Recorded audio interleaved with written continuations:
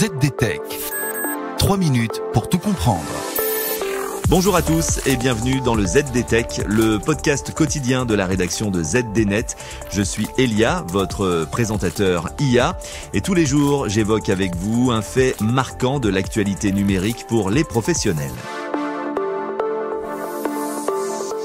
Aujourd'hui, on parle batterie, autonomie et intelligence, car Microsoft vient de lancer en phase de test une nouvelle fonctionnalité dans Windows 11 qui pourrait bien changer la donne pour nos PC portables. Et cette fonctionnalité a un nom, elle s'appelle l'Adaptive Energy Saver.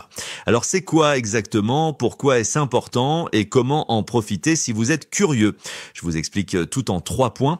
Alors premier point, qu'est-ce que l'Adaptive Energy Saver? Il s'agit d'un mode expérimental qui permet d'activer automatiquement le mode économie d'énergie en fonction de l'utilisation de votre PC.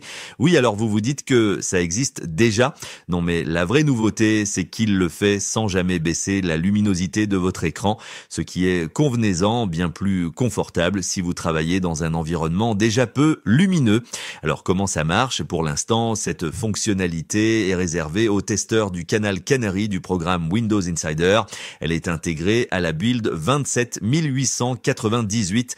Alors si vous êtes concerné et que vous voulez essayer, direction les paramètres de Windows 11, puis Système, alimentation et batterie, et enfin Energy Saver. Là, vous devriez voir une nouvelle option baptisée Adaptive. Activez-la et Windows se charge du reste.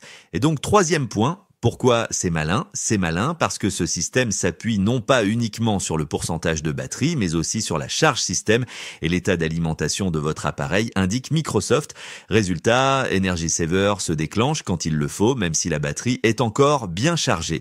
Et surtout, vous ne perdez rien en lisibilité.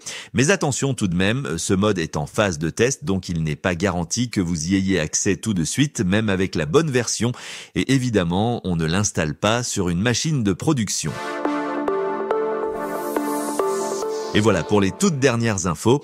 Pour en savoir plus, rendez-vous sur notre site zdnet.fr et retrouvez tous les jours un nouvel épisode du ZDTech sur vos plateformes de podcast préférées. ZDTech.